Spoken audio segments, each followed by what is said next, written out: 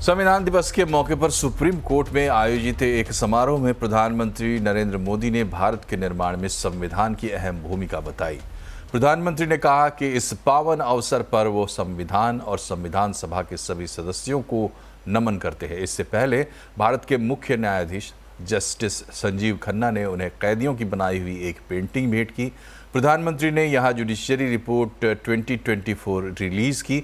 इस मौके पर सीजेआई संजीव खन्ना ने कहा कि भारत की न्यायपालिका को कुछ लोग विश्व की सबसे मजबूत न्यायपालिका मानते हैं। वहीं कानून मंत्री अर्जुन राम मेघवाल ने संविधान को देश की एकता, अखंडता और विकास की आधारशिला बताया। प्रधानमंत्री मोदी ने अपने संबोधन में जम्मू कश्मीर की चर्चा भी की और कहा कि वहां पहली बार संविधान दिवस मनाया गया। हमारा संविधान देश की हर जरूरत, हर अपेक्षा पर खरा उतरा है। संविधान से मिली इस शक्ति की वजह से ही आज जम्मू कश्मीर में भी बाबा साहब का संविधान पूरी तरह लागू हुआ है। आज वहां पहली बार संविधान दिवस मनाया गया है। साथियों, आज भारत परिवर्तन के इतने बड़े दौर से गुजर रहा है। ऐसे अहम समय में भारत का संविधान ही हमें रास्ता दिखा रहा है। और संविधान दिवस पर आज संसद के दोनों सदनों का साझा सत्र भी बुलाया गया, जिसे राष्ट्रपति द्रौपदी मुर्मू ने संबोधित किया। राष्ट्रपति ने कहा कि संविधान हमारे लोकतांत्रिक मूल्यों की आधारशिला है। उन्होंने संविधान सभा की 15 महिला सदस्यों समेत संविधान निर्माण में जुड़े महानुभावों और अधिकारियों को याद किया। उन्होंने कहा कि संविधान एक जीवंत और प्रगतिशील दस्तावेज है। इस मौके पर राष्ट्रपति ने संस्कृत और मैथिली में संविधान का विमोचन किया। स्मारक और विशेष डाक टिकट जारी किए गए। कार्यक्रम में मौजूद सदस्यों ने संविधान की प्रस्तावना का पाठ भी किया। स्पीकर ओम बिरला और उपराष्ट्रपति जगदीप धनखड़ ने भी सत्र को संबोधित किया। मंच पर प्रधानमंत्री नरेंद्र मोदी, राज्यसभा में नेता सदन जेपी नड्डा, संसदीय कार्य मंत्री किरेन रिजिजू, राज्यसभा में विपक्ष के नेता मल्लिकार्जुन खड़गे, लोकसभा में विपक्ष के नेता राहुल गांधी और राज्यसभा के उपसभापति हरिवंश भी मौजूद रहे। हमारे संविधान हमारे लोकतांत्रिक गणतंत्र की सुदृढ़ आधारशिला है। हमारा संविधान हमारे सामूहिक और व्यक्तिगत स्वाभिमान को सुनिश्चित करता है। आज कृतज्ञ राष्ट्र की ओर से मैं संविधान सभा के सदस्यों और कर्मियों को श्रद्धांजलि अर्पित करती हूँ। स्वतंत्रता के 75 वर्ष पूर्ण होने पर मैं सभी देशवासियों ने आज़ादी का अमृत महोत्सव मनाया। आगामी 26 जनवरी को हम अपने गणतंत्र की 75वें वर्षगांठ मनाएंगे। इस तरह के समारोह हमें अब तक की यात्रा का अवलोकन करने और आगे की यात्रा की बेहतर योजना बनाने के अवसर प्रदान करते हैं। ऐसे समारोह हमारी एकता को मजबूत बताने की तथा ये दर्शाते हैं कि राष्ट्रीय लक्ष्यों को प्राप्त करने के प्रयासों में हम सब एक साथ हैं। और संविधान दिवस पर राहुल गांधी ने कहा कि संविधान सत्य और अहिंसा की किताब है। वो हिंदुस्तान का सच है और अहिंसा का रास्ता दिखाती है। उन्होंने इस मौके पर भी बीजेपी और मोदी सरकार पर निशाना साधा। इसमें कहीं लिखा है कि हिंसा का प्रयोग करना चाहिए। इसमें कहीं लिखा है कि किसी व्यक्ति को मारना चाहिए, डराना चाहिए, काटना चाहिए। कहीं लिखा है इस किताब में? इस किताब में लिखा है कि झूठ का प्रयोग कर कर सरकार चलानी चाहिए। मुझे दिखा दो कहां लिखा है। तो ये सत्य और अहिंसा की किताब है। सिंपल सी बात है। ये हिंदुस्तान का सत्य है और ये अहिंसा का रास्ता दिखाता है। इधर महाराष्ट्र में मुख्यमंत्री कौन होगा, ये सवाल अभी भी बना हुआ है। हालांकि मुख्यमंत्री एकनाथ शिंदे ने आज राज्यपाल से मिलकर अपना इस्तीफा सौंप दिया है, लेकिन नए मुख्यमंत्री के ऐलान होने तक वो केयर टेकर मुख्यमंत्री बने रहेंगे। इस बीच खबर है कि महायुति में शिवसेना शिंदे गुट अपना दावा कर रहा है। बीजेपी के नेता चाहते हैं कि इस बार देवेंद्र फडणवीस या फिर बीजेपी के भीतर से ही कोई मुख्यमंत्री बने। शिवसेना विधायक और शिंदे गुट के नेता उदय सामंत का कहना है कि हर एक शिव सैनिक चाहता है कि मुख्यमंत्री उनकी पार्टी से ही हो और एकनाथ शिंदे ही मुख्यमंत्री होंगे। सीएम साहब ने जो इस्तीफा दिया है वो पूरे मंत्रिमंडल का दिया है, सीएम और मंत्रिमंडल का दिया है। इसलिए विधानसभा डिसॉल्व होने के बाद अभी केयर टेकर सीएम के जो अधिकार रहते हैं उनको राज्यपाल महोदय ने दिए हैं और वो कालजीबाहु मुख्यमंत्री करके आज से काम करने वाले। सीएम को लेके बहुत सवाल खड़े हो रहे हैं, क्या कहेगा सीएम, कौन होगा? 3 दिन हो गए रिजल्ट आए हुए, अभी तक तय नहीं हो पा रहा है कि सीएम कौन होगा। नहीं, एक तो ऐसा है कि महायुति का गठबंधन है और जो शिवसेना के कार्यकर्ता है उनको यही महसूस होगा कि अपने लीडर जो है एकनाथ शिंदे साहब वो सीएम बनने चाहिए। लेकिन ये पूरा अधिकार हमने सीएम साहब को दिया है, एकनाथ शिंदे साहब को दिया है। 3 जो हमारे नेता हैं, एकनाथ शिंदे साहब है, देवेंद्र जी है और अजीत दादा बैठ के महायुति का सीएम कौन रहेगा ये फाइनल करेंगे और जो एकनाथ शिंदे साहब फाइनल करेंगे वो हमारे को मान्य रहेगा। वहीं बीजेपी का कहना है कि जनता ने 2019 का बदला लिया है और इसलिए बीजेपी को 133 सीट मिली है। बीजेपी विधायक गोपी चंद पडालकर का कहना है कि जनता चाहती है देवेंद्र फडणवीस ही महाराष्ट्र के मुख्यमंत्री बने। सहयोगी विवेक गुप्ता ने उनसे खास बातचीत की है। 150 सीट में से 133 सीटें आप लोग जीत के आए हैं, तो आप लोग के हिसाब से, बीजेपी के हिसाब से आपके मन में सीएम कौन है? अरे आपको भी पता है, लोगों को भी पता है और लोगों ने देवेंद्र फडणवीस साहब के साथ जो अन्याय हुआ था 2019 में, इसका बदला लोगों ने लिया है। लोगों को सभी को पता है, लेकिन अभी क्या ये बात करने की जरूरत है, ऐसा मुझे लगता नहीं है। तो आप लोग के हिसाब से सीएम? अरे अभी समझ में आएगा ना आपको। लेकिन गोपी जी सवाल देवेंद्र जी के साथ महाराष्ट्र के सभी लोग हैं, आपको भी सभी को पता है। और 133 तो बीजेपी के विधायक चुन के आए हैं। अभी सभी लोग हमारे एकनाथ शिंदे साहब, अजीत दादा और देवेंद्र फडणवीस साहब और दिल्ली के जो हमारे वरिष्ठ नेता है वो तय करेंगे। अभी यूपी के संभल में हिंसा के बाद हालात धीरे धीरे सामान्य हो रहे हैं। स्कूल खोल दिए गए हैं लेकिन इंटरनेट आज भी बंद रहा। पूरे शहर में आरएएफ पुलिस फोर्स के साथ मार्च कर रही है। जामा मस्जिद जाने वाले सभी रास्तों पर बैरिकेडिंग है। कई लोग घर छोड़कर चले गए हैं। घरों के बाहर ताले लटक रहे हैं। संभल हिंसा के बाद अब तक 7 एफआईआर दर्ज हुई है। एफआईआर के मुताबिक भीड़ ने एसआई की पिस्तौल छीनने की कोशिश की। भीड़ के अंदर से आवाज़ आई, सर्वे नहीं होने देंगे। एफआईआर में ये भी जिक्र है कि भीड़ ने आंसू गैस के गोले छीनने की भी कोशिश की और साजिश के तहत पुलिस पर पत्थरबाजी हुई। संभल हिंसा पर बड़ा पर्दा फाश हुआ है। सूत्रों के मुताबिक संभल में सुनियोजित तरीके से हिंसा कराई गई। संभल के सांसद विधायक के बीच वर्चस्व की लड़ाई की वजह से हिंसा भड़ गई।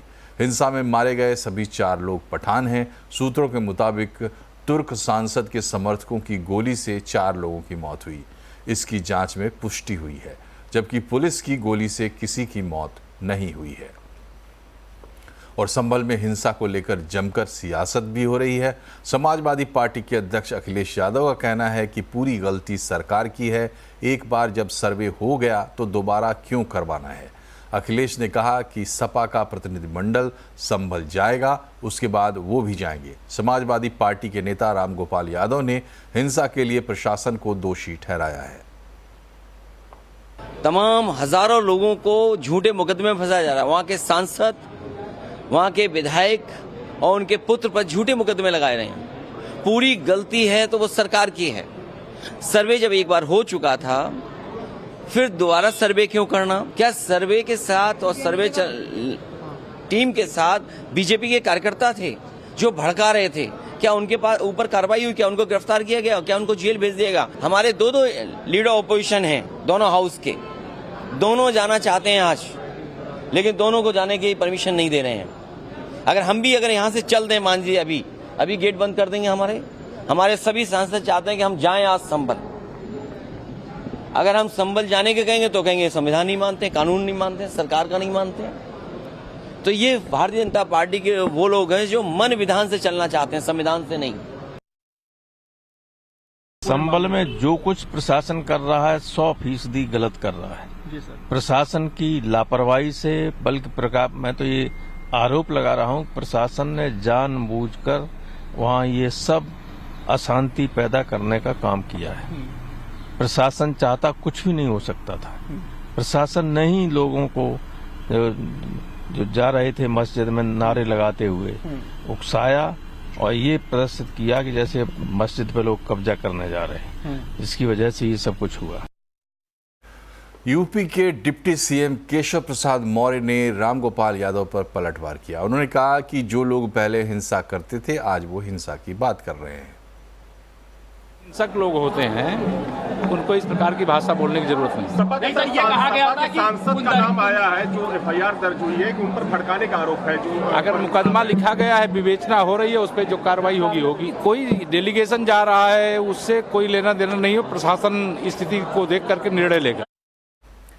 संभल में भड़की हिंसा का आखिर कौन है जिम्मेदार, आज आवाज अड्डा में इसी पर होगी चर्चा शाम 7:57 पर।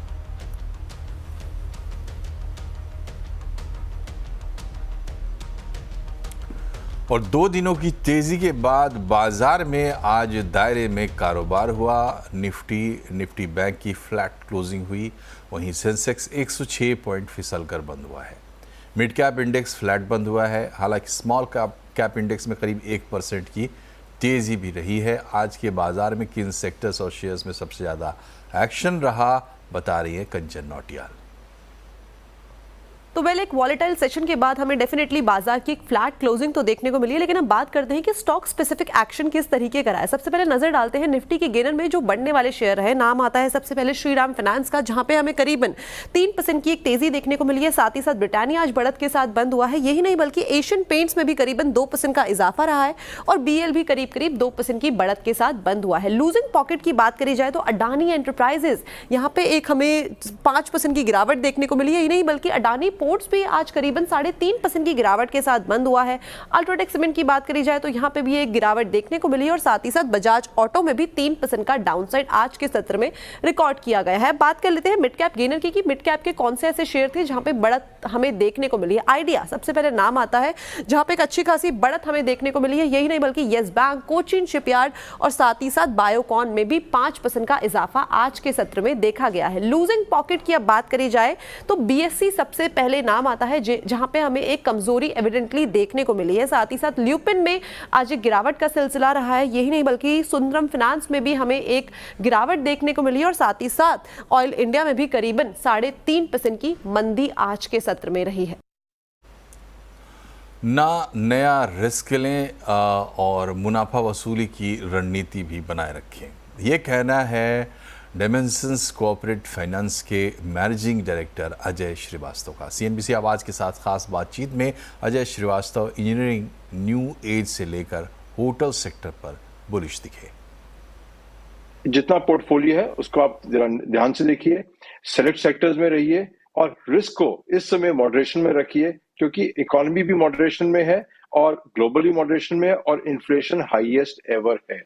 तो उसके हिसाब से आराम रखिए। हॉलिडे सीजन है, थोड़ा प्रॉफिट बुक करिए, खर्चा करिए, घूमिए, ना कि मोर रिस्क लीजिए मार्केट में।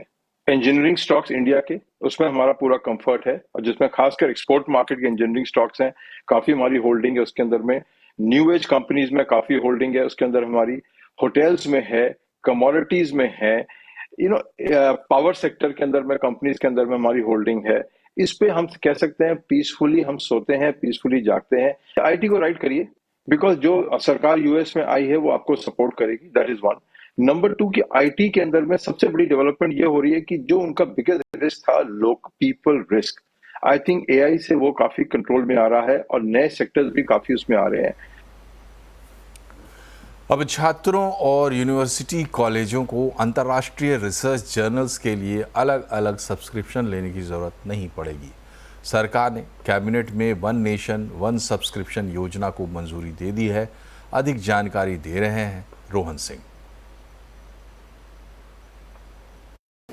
जी, वन नेशन वन सब्सक्रिप्शन एक ऐसी योजना है जिसमें ऐसे सभी छात्र जो हायर एजुकेशन में हैं, जो रिसर्च में इंटरेस्ट रखते हैं, उनको दुनिया के सबसे अच्छे रिसर्च जर्नल का एक्सेस एक ही जगह पे मिल जाएगा। इस योजना को केंद्र सरकार ने मंजूरी दे दी है। कुल मिला के 6,000 करोड़ रुपए 2027 तक के लिए रखे गए हैं। अगले 3 सालों में हर साल जो दुनिया के 30 बड़े पब्लिशर्स हैं, उनके करीब 13,000 से ज़्यादा पब्लिकेशंस, रिसर्च पेपर्स जो होते हैं, उनका एक्सेस देश के उन सभी छात्रों को मिलेगा जो कि या तो केंद्र या राज्य सरकारों के जो शिक्षण संस्थान है, यूनिवर्सिटीज़, कॉलेजेस हैं, वहाँ पे वो पढ़ाई कर रहे हैं। इससे पहले होता ये था कि सभी कॉलेजेस को, यूनिवर्सिटीज़ को अलग अलग सब्सक्रिप्शन लेना पड़ता था, कॉलेजेस या यूनिवर्सिटीज़ का अलग खर्च आता था। और आजकल इंटरडिसिप्लिनरी एजुकेशन के समय में कई बार ऐसा होता है कि किसी और डिसिप्लिन का जो रिसर्च पेपर है वहाँ उस इंस्टीट्यूट के पास अवेलेबल नहीं होता था। लेकिन अब इन सभी रिसर्च पेपर्स के लिए जो खर्च है वो केंद्र सरकार वहन करेगी। इसका एक्सेस जो इंफॉर्मेशन और लाइब्रेरी नेटवर्क है केंद्र सरकार का, उसकी तरफ से दिया जाएगा सबको। और सभी यूनिवर्सिटीज़ को, कॉलेजेस को अलग अलग सब्सक्रिप्शन लेने की ज़रूरत नहीं पड़ेगी रिसर्च पेपर्स के लिए। और भारत में अब करीब 24 करोड़ लोग 5G सेवाओं का इस्तेमाल कर रहे हैं। 2030 तक ये संख्या बढ़कर 97 करोड़ हो जाएगी। एरिक्सन की कंज्यूमर लैब रिपोर्ट के मुताबिक जनरेटिव AI के आने से 5G सेवाओं का इस्तेमाल तेज़ी से बढ़ेगा और ग्राहक 5G सेवाओं के लिए प्रीमियम देने के लिए तैयार होंगे। एरिक्सन के कंज्यूमर लैब हेड जसमीत सेठी से बात की असीम मनचंदा ने। 5G के एक इम्पॉर्टेंट फेज से गुजर रहे हैं। अब तक 5G का जो फोकस रहा है डिप्लॉयमेंट का, वो कवरेज और स्पीड के ऊपर रहा है। और अब हमें लगता है कि जो 5G का फोकस होना चाहिए वो थोड़ा शिफ्ट होना चाहिए और उस केस में हमें सोचना पड़ेगा एक्सपीरियंस के बारे में। तो कवरेज से एक्सपीरियंस, एंड एक्सपीरियंस हम बात कर रहे हैं लोकेशंस की, कि किस जगहों पे हम 5G एक्सपीरियंस को इम्प्रूव कर सकते हैं, जहाँ पे कंज्यूमर्स एक तरह का एक परसेप्शन बनाते हैं कि 5G एक्सपीरियंस कैसा है। हमें लगता है कि अब फोकस जो टेलीकॉम ऑपरेटर्स का होना चाहिए कि वो होना चाहिए कि हम किस तरह से 5G एक्सपीरियंस को वहाँ पे इम्प्रूव करें। और यहाँ रुकते एक छोटे से ब्रेक के लिए, लेकिन खबरें अभी और भी हैं, बने रहिए हमारे साथ।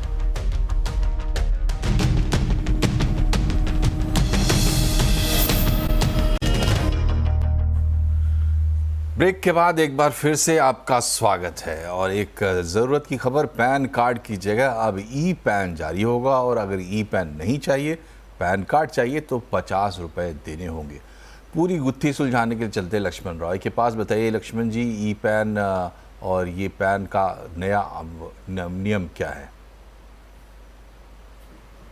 देखिए, दरअसल सरकार ने पैन का प्रोजेक्ट 2 या फिर कहें कि एक नया पैन प्रोजेक्ट चालू करने का फैसला लिया है। इसके तहत बहुत ज़्यादा जटिलता में जाने की ज़रूरत नहीं है। पहली बात कि ये जो नया पैन होगा वो दरअसल इसमें कई सारे नए फीचर होंगे। हालांकि सरकार 2017-18 से कुछ हद तक कई पैन में QR कोड लगा चुकी है, लेकिन जो नया पैन होगा उसमें अपग्रेडेड डायनामिक QR कोड होगा। उस QR कोड को स्कैन करने के बाद आपकी कई सारी जानकारी जो है वो ली जा सकती है। दूसरी बात कि ये जो पैन होगा वो उस पैन के जरिए जितने भी फाइनेंशियल इंस्टीट्यूशंस हैं, चाहे बैंक हो, दूसरे वित्तीय संस्थान हो, केंद्र सरकार के ऑफिस हो, जिनको आपके पैन को वैलिडेट करना है, वो आसानी से उस QR कोड के जरिए या फिर नए पैन के जरिए उसको वैलिडेट कर सकेंगे। अब आपके मन में एक सवाल उठता है कि इससे हमें फ़ायदा क्या होगा? फ़ायदा ये होगा कि कई बार क्या होता है कि हम लोग मोटे मोटे ट्रांजेक्शन करते हैं, कई लोग बदमाशी करते हैं, किसी दूसरे का पैन लगा देते हैं, फिर जिसका पैन लगाए उसके पास इनकम टैक्स विभाग का नोटिस चला जाता है। तो ऐसी जगहों पर आपके पैन का तुरंत वेरिफिकेशन हो जाए कि जो आप पैन दे रहे हैं वाकई आपका ही है या किसी और का है। तीसरी चीज़, अब सवाल उठता है कि हमारे पास जो पैन पहले से है तो हमें क्या करना होगा? नए पैन के लिए अप्लाई करना होगा? तो नहीं अप्लाई करना होगा। ना तो आपको अप्लाई करना, ना तो आपको नया पैन लेने की ज़रूरत है।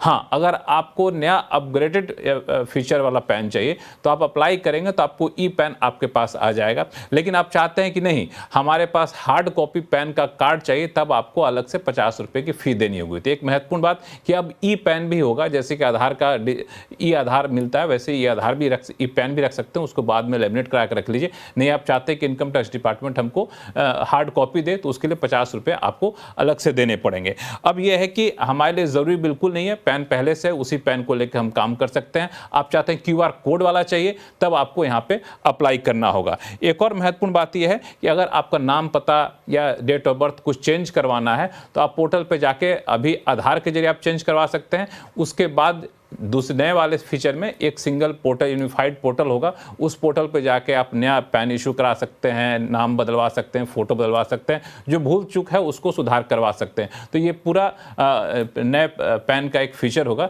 बिजनेस वालों के लिए खबर कि सिंगल बिजनेस आइडेंटिटी जो नंबर होता है उसको दोबारा से लेने की ज़रूरत नहीं है, यही पैन उसकी जगह ले लेगा। ये इस नए पैन की खासियत होगी। हालांकि अभी प्रोजेक्ट का ऐलान किया गया, ये प्रोजेक्ट अभी शुरू नहीं हुआ है। बहुत बहुत शुक्रिया लक्ष्मण जी। बढ़ते आगे, मध्य प्रदेश के मुख्यमंत्री डॉक्टर मोहन यादव ने लंदन में फ्रेंड्स ऑफ मध्य प्रदेश कार्यक्रम में हिस्सा लिया। मोहन यादव फरवरी 2025 में आयोजित ग्लोबल इन्वेस्टर समिट के लिए यूके यात्रा पर हैं। लंदन के रॉयल नेशनल होटल में प्रवासी समुदाय और फ्रेंड्स ऑफ MP के सदस्यों ने मुख्यमंत्री का जोरदार स्वागत किया।